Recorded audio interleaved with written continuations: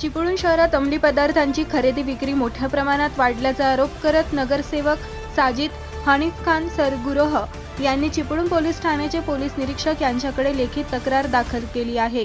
या तक्रारीत शहरातील अंमली पदार्थांच्या व्यवहाराची तात्काळ चौकशी करून संबंधितांवर कायदेशीर कारवाई करण्याची मागणी करण्यात आली आहे। नगरसेवक सरगुरोह यांनी आपल्या तक्रारीत चिपळूण शहरात चरस, गांजा, अफू, कुश, हाय पावडर आदी अंमली पदार्थांची खरेदी विक्री मोठ्या प्रमाणात होत असल्याचे निदर्शनास येत असल्याचे नमूद केले आहे। या प्रकारामुळे तरुण पिढी, विद्यार्थी तसेच सर्वसामान्य नागरिकांवर विपरीत परिणाम होत असून सामाजिक वातावरण बिघडण्याबरोबरच सार्वजनिक सुरक्षितता आणि आरोग्याचा प्रश्न गंभीर होत असल्याचे त्यांनी म्हटले आहे। अंमली पदार्थांच्या वाढत्या व्यवहाराला आळा घालण्यासाठी संबंधित व्यक्ती व गटांविरोधात कायदेशीर कारवाई करण्यात यावी, तसेच शहरातील अंमली पदार्थांच्या प्रसारावर प्रभावी नियंत्रण ठेवण्यासाठी आवश्यक उपाययोजना राबवण्यात याव्या अशी मागणी तक्रारीत करण्यात आली आहे।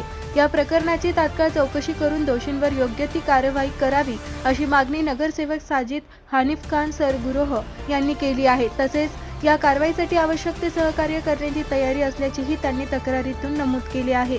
या तक्रारीनंतर चिपळूण शहरातील अंमली पदार्थांच्या कथित व्यवहाराबाबत पोलीस प्रशासन कोणती भूमिका घेते आणि पुढे कोणती कारवाई केली जाते याकडे नागरिकांचे लक्ष लागले आहे।